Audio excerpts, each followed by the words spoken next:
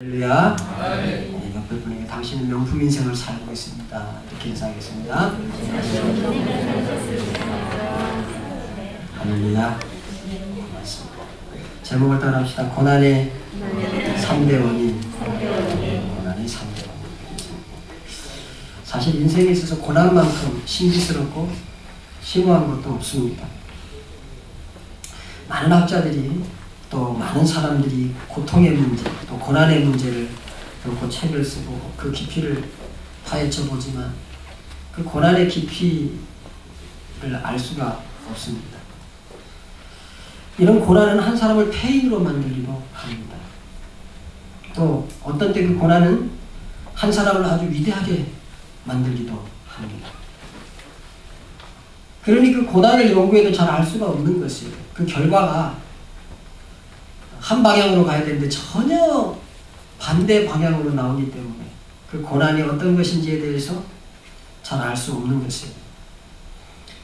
또 그렇게 어떤 사람을 폐인으로 만들기도 하고 어떤 사람을 위대하게 만들기도 하지만 또 위인들 중에는 고난을 만나지 않은 사람은 거의 없습니다. 아니, 없다고 해도 과언이 아닙니다.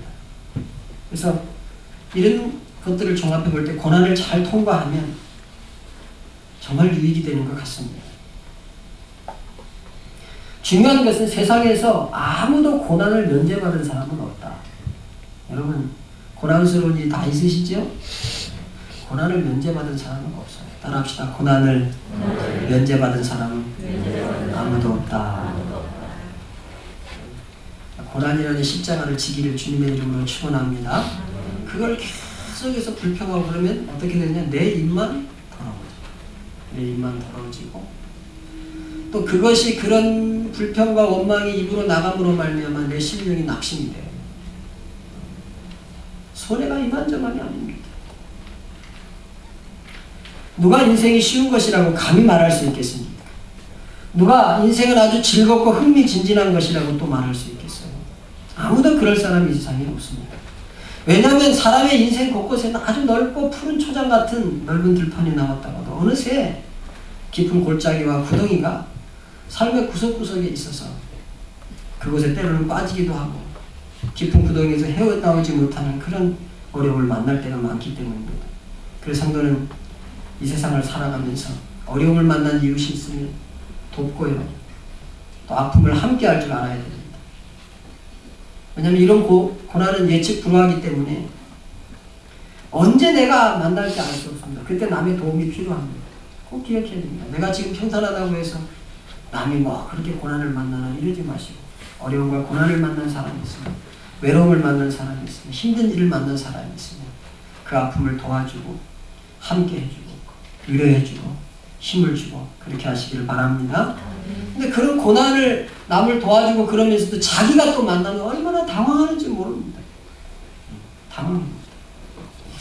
저런 나는 안 만날 거야. 아니에요. 오지 말라 그래도 중년이 오고 중년의 위기가 옵니다. 오지 말라 그래도 노년이 오고 노년의 위기가 옵니다. 오지 말라 그래도 사춘기가 오고 사춘기의 위기가 옵니다. 그렇게 착하고 말 잘 듣던 자식이 막 삐뚤어 나갑니다. 정신이 하나도 없습니다. 그런 인생을 우리는 살아가는 것이에요. 오늘 본문에서 우리는 뭐라고 말할 수조차 없는 한 사람 욥을 만납니다. 그 세 사람의 친구가 멀리서 그를 위로하러 찾아왔는데 그 정말 몰골이 하도 취해서 사실 욥이 그 한 지역의 왕 혹은 그 지역의 부족장이라고 생각이 되어집니다. 요즘 말하면 도지사 정도 되겠죠. 김포시장 정도 되겠죠. 그런 사람이었는데 이 몰골이 하도 취해서 어떻게 뭐라고 위로할 수가 없어서 7일 밤낮으로 함께 앉아있으면서 아무 말도 못했습니다. 정말 어려운 사람을 만나면요 목사가 가서 할 말이 없어요. 뭐 무슨 그게 말로 위로가 되겠습니까? 하나님밖에는 위로할 사람이 없는 거예요. 그래서 욥은 며칠 전까지만 해도 축복의 사람이었습니다. 그는 성경의 평가대로 순전하고 정직해서 하나님을 경외하고 안에서 떠난 자라고 하였습니다. 10명의 남매가 스라에 행복하게 살고 있었고 그가 소유한 양떼, 소떼, 약떼, 나귀 등은 그 수를 헤아릴 수 없는 그런 갑부였습니다. 우리가 수천억 가진 그 재산가들의 재산이 잘 헤아려지지 않듯이 욥의 재산의 양은 우리의 감각으로 느끼기 좀 곤란할 만큼 많았습니다. 욥은 그의 삶이 그리 부하였으나 그의 삶은 참 깨끗하고 순결하고 정직하고 정말 연애의 부자와 달리 그렇게 살았기 때문에 정말 세상 사람들이 볼 때 너무 이상적인 부자였습니다.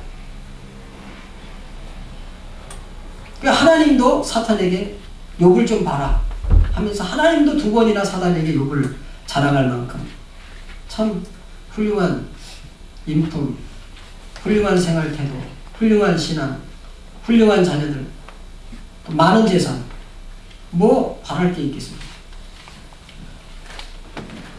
근데 여기 1장 6절은 이 고난의 시작을 하루는이라고 하는 단어로 시작을 하고 있어요. 하루는 새털같이 많은 날 가운데 어느 하루. 그 날이 그만 욥에게 절단이 나는 날입니다. 정말 그야말로. 13절에 하루는이라는 말과 함께 10명의 자녀가 모두 죽어버렸습니다. 15절에 갑자기라는 말과 함께 그의 재산이 싹 없어졌습니다. 어떤 이들은 욥의 이야기를 읽을 때 뭐 이런 이야기가 다 있어. 너무 꾸몄잖아. 그럴지 모르겠습니다. 그러나 그렇지 않습니다.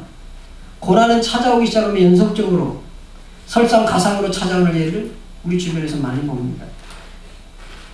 제가 옛날에 도왔던 어느 김씨 할머니신데 56세 되신 분이었는데 사위가 집을 나갔어요. 딸이 2 손주와 함께 사는데 큰아들이 죽은 거예요. 둘째는 직장에서 해고됐어요. 그리고 해고되면서 아파가지고 일도 못합니다. 설상가상으로 IMF를 만났습니다. 막내는 고등학교를 졸업하고 군대 가고 이 경황에 그해 비가 어마어마하게 왔는데 막 홍수를 만나가지고 집이 막 물난리가 난 거예요. 실화입니다. 실화. 어느 날 하루는 그러더니 그만 욥의 삶을 막 싹 쓰고 가고 있어요. 너무 각색된 이야기가 아니냐 이렇게 말할지 모르지만 욥기는 사실입니다. 아니 진리입니다. 고난이 이렇게 갑자기 찾아오는 것이 예측 불허하는 것입니다. 고난이 찾아올 줄 미리 알았다면 그 고난을 당하고 있을 사람이 누가 있습니까? 빨리 어떻게 조치를 취하지요. 이번 주에 고난에 대한 글을 조금 읽었는데 보니까 큰 교회 목사님들이 고난 속에 고난당하는 성도들을 인해서 정말 굉장히 고통스러워하더라고요. 목사님들이 고난당하는 성도들을 위해서 기도하면서 굉장히 힘들어합니다. 특히 신앙이 아주 좋은 성도의 고난 앞에서는 참 목사님들이 할 말을 잃습니다. 저렇게 신앙이 좋은데, 저렇게 신앙이 훌륭한데 왜 저렇게 고난을 만날까? 이 앞에서는 정말 목사들이 신을 벗을 수밖에 없는, 정말 겸허하게 신을 벗을 수밖에 없는 그런 경외감마저 든다. 그렇게 어떤 목사님은 글을 기록했어요. 저는 오늘 성경에서 제시하는 고난의 3대 원인을 살펴보고 우리가 고난받을 때 혹 우리 이웃이 고난을 받을 때 어떻게 보아야 할 것인가 이런 것들을 한번 생각해 보려고 합니다.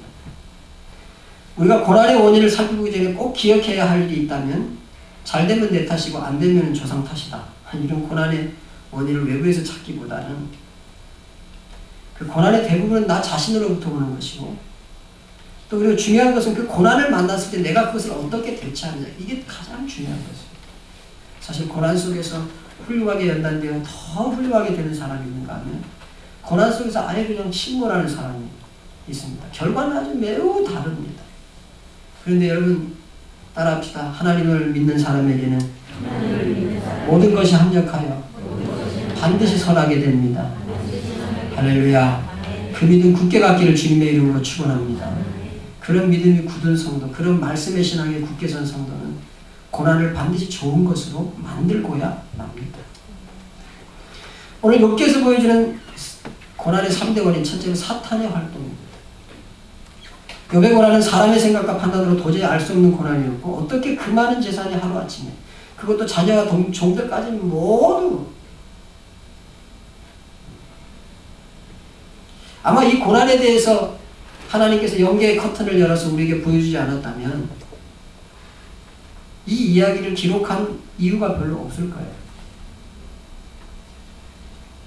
아마 야, 그런 일도 있구나, 그렇게 하고 우리가 지나갔을지도 모르겠습니다. 사단은 악한 영입니다. 예수님 요한복음 10장 10절에 말씀하시길 도적이 오는 것은 도적질하고 죽이고 멸망시키려는 것이라고 했습니다. 사단은 욥의 삶을 시기했고 질투했습니다. 그리고 욥은 사단의 도적질하고 죽이고 멸망시키려는 그 상황에 욥을 몰아붙였습니다. 어떤 이들은 사단에 대해서 너무 무관심합니다. 그리고 어떤 이들은 사탄에 대해서 너무 민감합니다. 감기, 가다가 넘어진 거, 그런 거 다 사탄이 했다고 그럽니다. 너무 민감한 것입니다. 너무 민감할 필요가 없습니다. 그러니까 성도의 바른 자세는 너무 민감하지도 않지만 너무 무뎌서도 안 됩니다. 베드로전서 5장 8절에서 9절에 보면 근신하라 깨어라 너희 대적 마귀가 우는 사자들처럼 두루다니며 삼킬 자를 찾나니라고 했습니다.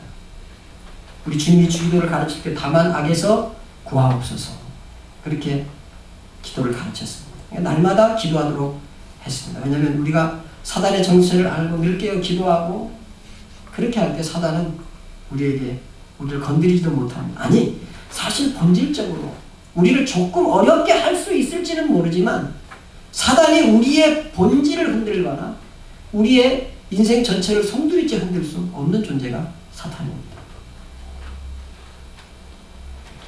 고난의 두 번째 원인 나의 죄와 교만입니다. 성경은 고난의 이유로 죄와 교만을 말하고 있습니다. 야곱의 경우가 대표적인 경우라고 할 수 있습니다. 형을 속였습니다. 아버지를 속였습니다.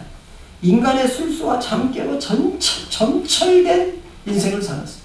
하나님을 믿으면서도 어떻게 그렇게 꾀를 부리고 어떻게 그렇게 잔머리를 굴리는 인생이었는지 모릅니다. 어떻게 그렇게 자기의 이익을 챙기고 자기의 이익이 아니면 살 수가 없을 만큼 그런 사람이었는지 모릅니다. 그렇기 때문에 그는 긴 고난을 하나님으로부터 받았습니다. 바로에게 자기 자신을 소개하라고 할 때 내 나이가 130세입니다. 내 조상의 연대에 미치지 못하지만 험악한 세월을 보냈습니다. 그렇게 자기의 인생에 대해서 험악한 세월을 보냈다고 한 것을 보면 우리가 너무 우리의 인생을 요리 빠지고 저리 빠지고 손해를 조금 더 안 보려고 하고 그리고 얕은 꾀를 쓰고 머리를 굴리고 그것이 우리 인생을 평탄하게 하지 않는다는 것을 알 수 있습니다. 아니, 그런 것은 오히려 더 많은 고난을 만나게 합니다. 우리는 이런 고난의 삶을 살지 않기 위해서 더 그래도 겸손하고 더 하나님을 의지해야 됩니다. 그리고 성경에서 얻을 수 있는 많은 삶의 지침들은 고난을 지나가게 합니다. 따라합시다. 성경의 많은 지침들은 고난을 지나가게 하는 지혜를 줍니다. 여러분 왜 말씀 듣는 줄 아세요? 깨닫고 그런 고난을 지나가고 또 고난이 올 때 이기고 또 그것을 승리하려고 우리가 말씀을 듣는 것입니다. 고난의 세 번째 원인은 연단입니다. 위대한 생애를 준비하시기 위해서, 아니 위대한 생애는 아니더라도 우리의 삶을 최선으로 하나님께서 다듬으시기 위해서, 우리의 삶을 최선으로 멋지게 아름답게 다듬으시기 위해서 연단이라고 하는, 고난이라고 하는 그런 과정을 우리에게 주신다고 했습니다. 하나님이 쓴 사람들, 성경에서 하나님이 썼던 모든 사람들은 연단을 통해서 준비된 사람들이었습니다. 다니엘의 소년 시절은 포로로 잡혀가고 팔려가고 성전이 무너지고 부모가 떨어져서 포로로 잡혀가는 그런 시간이었습니다. 요셉의 종살이와 감옥살이, 아브라함의 이사, 노아의 의로운 외침, 다윗의 도피, 모세의 40년 미디안 생활, 일일이 열거할 수 없이 많은 사람들이 하나님이 주시는 고난의 연단 속에서 그 자신을 다듬고 또 다듬고 다듬어서 위대한 하나님의 사람이 되었습니다. 여러분, 연단이 있을 때 하나님 앞에 가까이 오시기를 바랍니다. 자식이 부모가 때린다고 자꾸 멀리 도망가면 험하게 망가지는 것입니다. 그렇지 않습니까? 부모가 좀 때린다고 집을 나가버려서 공부도 안 하고 막 그래버리면은 그 자식이 험하게 망가지잖아요. 맞을수록 가까이 오는 자식은 더 좋게 되고 아름답게 되는 축복이 있는 줄 믿습니다. 그렇습니다. 연단의 시작은 거의 자기 자신에게 그 원인이 있습니다. 그러므로 고난의 때 무조건 하나님이 주셨으니라고 생각하면 곤란합니다. 아주 깊은 고난 속에도 너무 하나님께 책임을 돌리는 죄를 범할 수 있기 때문입니다. 요셉이 꿈을 꾸고 만약에 그 꿈을 너무 퍼뜨리지 않았다면 아마 그런 고난을 안 만났을지도 모르겠습니다. 모세는 민족을 구원하려고 자기 혈기로 일하다가 2명의 애굽 사람을 죽이고 미디안 광야로 쫓겨가는 신세가 되었습니다. 그러니까 사실은 그 연단은 하나님께서 하시지만 그 연단의 원인은 나에게 있어요. 그러므로 따라합시다. 고치면 연단이 좀 가벼워집니다. 그래서 좀 고치면 연단이 좀 가벼워져요. 빨리 깨닫는 축복이 있기를 주님의 이름으로 축원합니다. 그렇습니다. 그러나 이런 고난이 하나님 안에서 하나님의 자녀가 받는 고난이라고 하면 당시에는 괴로울지 모르지만 하나님 앞에 그는 크게 쓰임받는 인물이 될 것입니다. 히브리 12장 11절에는 무릇 징계가 당시에는 즐거워 보이지 않고 슬퍼 보이나 후에 그로 말미암아 연단한 자에게는 의의 평강한 열매를 맺나니라고 했습니다. 이러한 고난은 징계같이 보일 정도로 고통스럽지만은 그 과정을 통과하면 반드시 하나님의 축복이 함께한다.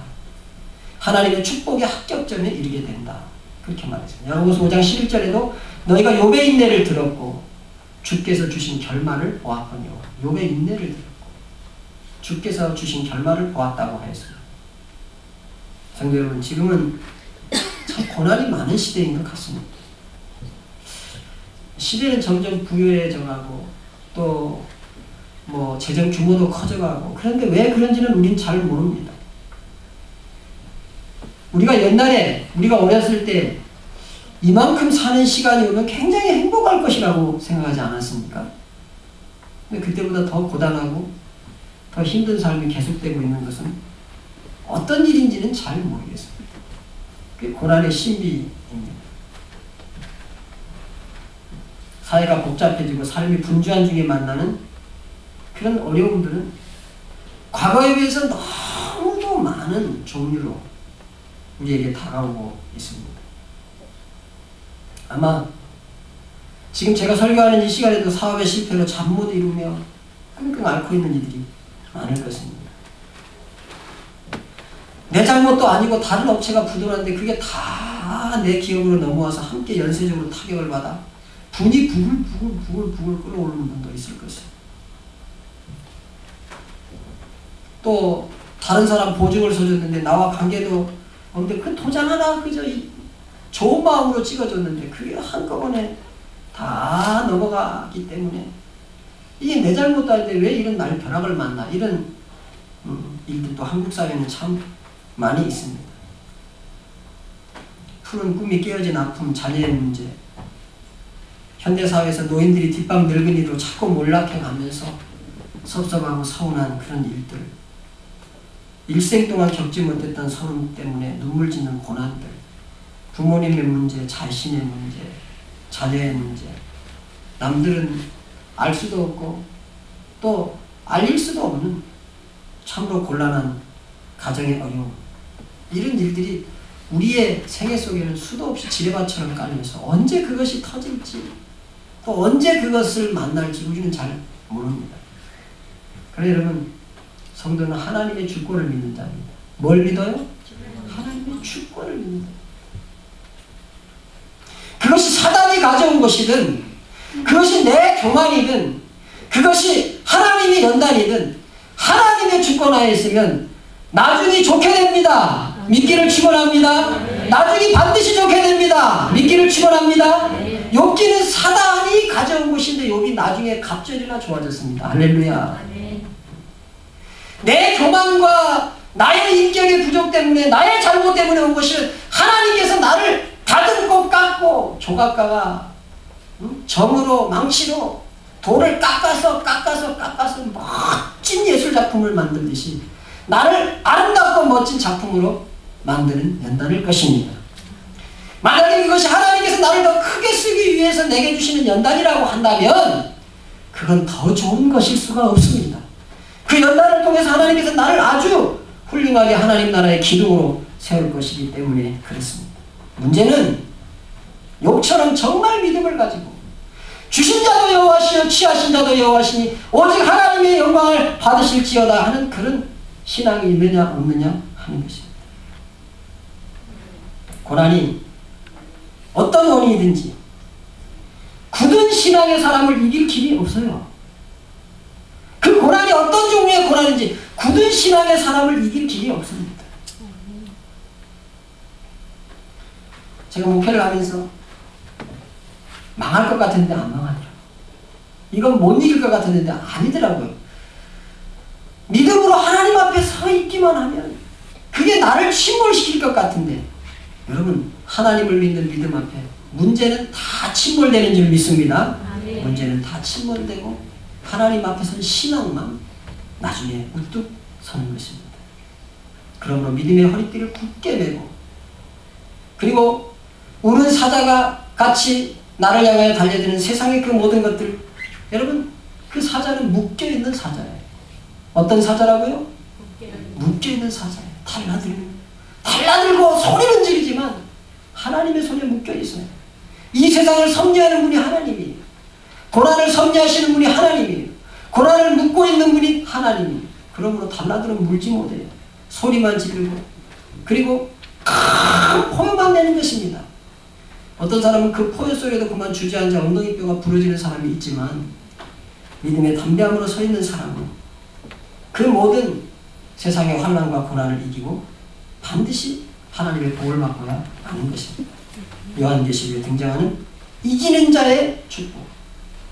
모든 나의 삶에 어떤 원인의 고난이 오든지 반드시 승리해서 하나님 나라의 귀하게 쓰임받고 아름답게 다듬어지는 복된 하나님의 사람들 다 되시기를 주님의 이름으로 축원합니다. 기도하겠습니다. 은혜로우신 아버지 고맙고 감사합니다.